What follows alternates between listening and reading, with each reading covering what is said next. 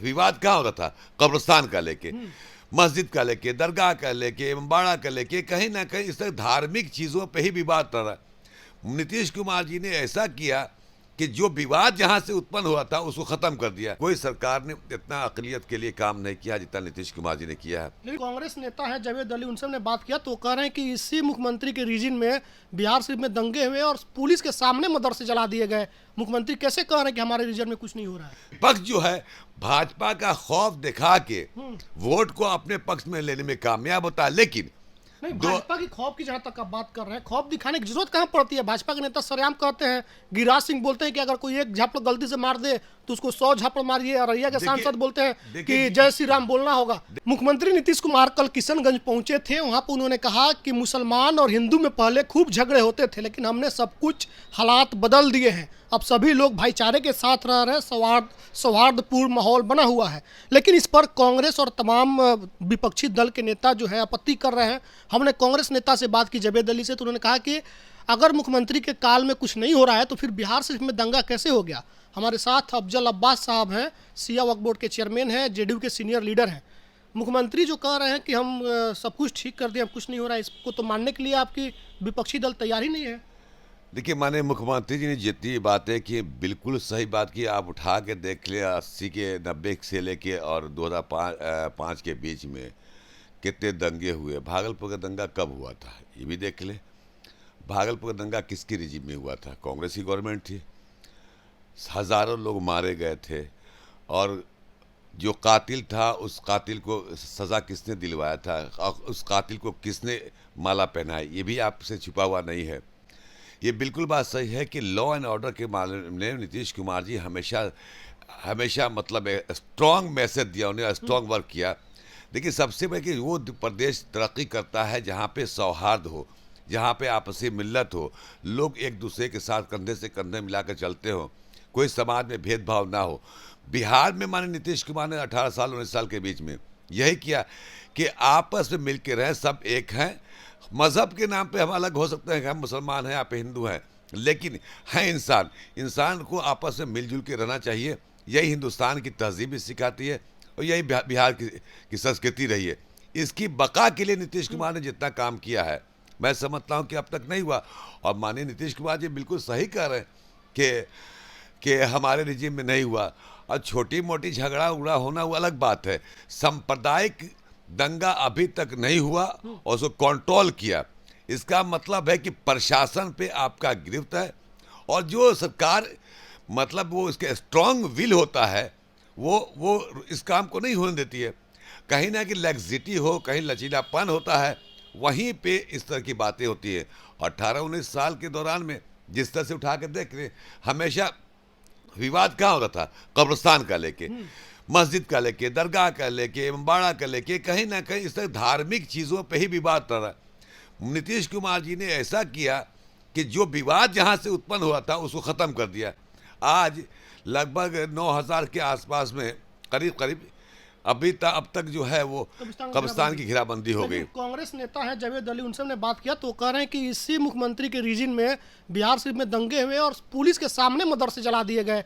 मुख्यमंत्री कैसे कह रहे हैं कि हमारे रीजन में कुछ नहीं हो रहा है? मैंने कहा ना कि छोटी बड़ी घटनाएं हुई, इससे मैं इनकार कहाँ कर रहा हूँ, लेकिन ये भी तो बताएं कि कितना जल्दी एक्शन लिया गया, किसको सजा दिलाएगी। आप बता दें, हम तो अपने हमारे रिजीम में तो ऐसा भी हुआ है कि हम एनडीए के पार्टनर होने के बाद उनके घर वालों को अगर किया तो आप इतिहास के पन्ने को पलट के दिए, उनको छोड़ा नहीं।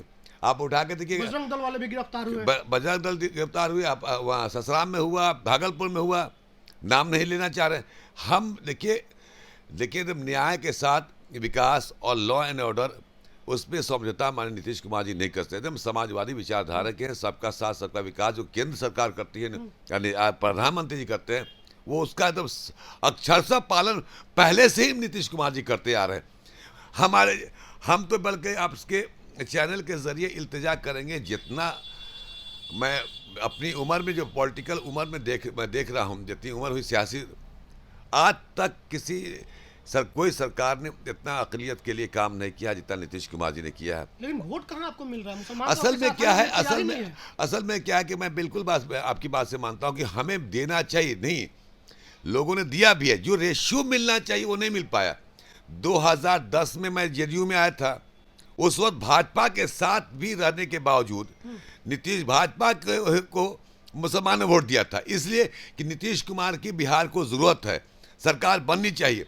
लेकिन होता क्या है कि हमने जितना भी काम किया, मैं अपने आप को भी कह रहा हूँ, अपने पार्टी के सारे नेताओं वर्करों को भी कह रहा हूँ कि जितनी योजनाएं धरातल पर उतारी जानी चाहिए, जो घोषणाएं हुई है, उसका मैसेज मुसलमानों तक तो नहीं जाता है। और विपक्ष जो है भाजपा का खौफ दिखा के वोट को अपने पक्ष में लेने में कामयाब होता है। लेकिन नहीं, भाजपा की खौफ की जहां तक आप बात कर रहे हैं, खौफ दिखाने की जरूरत कहां पड़ती है? भाजपा के नेता सरेआम कहते हैं, गिरिराज सिंह बोलते हैं कि अगर कोई एक झापड़ गलती से मार दे तो उसको 100 झापड़ मारिए। अररिया के सांसद बोलते हैं कि जय श्री राम बोलना होगा। तो खौफ तो खुद पैदा कर रही है आपकी सहयोगी दल। गिरिराज सिंह जी क्या बोल रहे हैं और कौन क्या बोल रहा है उससे मतलब नहीं है, लेकिन उनके बयान देने के बाद से क्या हो गया? थप्पड़ पड़ा। हम लोगों ने बहुत विरोध किया कि इस तरह बयान नहीं देना चाहिए। एनडीए की सरकार, नीतीश कुमार की हुकूमत है, ये सब मौका मिल जाता है बोलने के लिए। अपने कुछ लोग ऐसा होते हैं कि अपने को लाइमलाइट करने के लिए कुछ ही बोलते हैं, लेकिन उन सब के बावजूद मैं आपसे भी आपके ज़रिए कहना, आपके चैनल के, आपके न्यूज़ के ज़रिए ये अपने कौम के लोगों से इल्तिजा है, गुजारिश है, विनती है कि ये पहचाने कि आखिर आपका हमदर्द कौन है, आपके लिए कौन खड़ा हुआ। आज देखिए जितनी योजनाएं, आप यहाँ बैठे हुए हैं, आज बीपीएससी की कोचिंग होती कि नहीं होती, आज जितने दरोगा बहाल हो रहे कि नहीं हो रहे, मुस्लिम लड़कियाँ अभी नीचे जाइए, 100 से 200 लड़कियाँ जो है स्कूल क्या नाम है, सिपाही में दौड़ के रेस में पास करके निकले। किसकी योजना, किसने दिया, हक किसने दिया? हमारी सरकार समाज के हर तबके के उत्थान के लिए चाहती है कि बराबर हो। एक शाना आपका कट जाए, दूसरा शाना रहे तो आदमी, इंसान जो है हैंडीकेप होता है। वही हाथ है कि समाज के हर वर्ग को आगे बढ़ाने की कोशिश नीतीश कुमार जी ने की। वोट दे या ना दे, लेकिन हमारा फर्ज बनता है कि हम पहचाने कि मेरा मोहसिन कौन है और कौन हमारे हक के लिए और हमारे फलाह बहबूद के लिए सोचता है। और सिवाय नीतीश कुमार जी के अलावा कोई दूसरा नाम नज़र नहीं आता है। इसलिए आने वाले चुनाव में 2025 में जो असेंबली का चुनाव होने जा रहा है, मैं गुजारिश करूंगा कि ज़्यादा से ज़्यादा परसेंटेज में मुसलमान नीतीश कुमार जी को वोट दे, ताकि उनको भी एहसास हो कि हमें काम के बदला मुझे वोट दिया गया। तो मुख्यमंत्री जी ने जो कुछ कहा किशनगंज में, उस पर हमने बात की अफजल अब्बास साहब से। उन्होंने स्पष्ट कहा कि इसके पहले, यानी मुख्यमंत्री नीतीश कुमार जी के आने से पहले क्या हालात थे, दंगे होते थे और दंगे के आरोपियों को सम्मानित किया जाता था, सजा नहीं मिलती थी। लेकिन अभी जब मुख्यमंत्री नीतीश कुमार हैं तो अगर कहीं कुछ घटनाएं होती हैं तो कुछ ही घंटे में जो आरोपी होते हैं उनको पकड़ के सलाखों के अंदर डाला जाता है, उनको बख्शा नहीं जाता है। मुसलमानों के कब्रिस्तान की घेराबंदी हो या फिर अन्य योजनाओं में उनकी भागीदारी हो, मुख्यमंत्री ने उसको सुनिश्चित किया है। अब मुसलमानों को चाहिए कि जब आने वाला चुनाव है विधानसभा का, उसमें बढ़ चढ़ करके मुख्यमंत्री को वोट करें। उससे मुख्यमंत्री को एहसास होगा कि जिनके लिए हम काम कर रहे हैं वो भी हमको वोट दे रहे हैं। मुसलमानों पर जो आरोप लगता है कि काम करवा लेते हैं लेकिन वोट नहीं देते हैं, उससे बचने की भी इन्होंने अपील की है। वीडियो पर आपकी क्या कुछ प्रतिक्रिया रहेगी, कमेंट बॉक्स में जरूर लिखिएगा। बहुत बहुत धन्यवाद।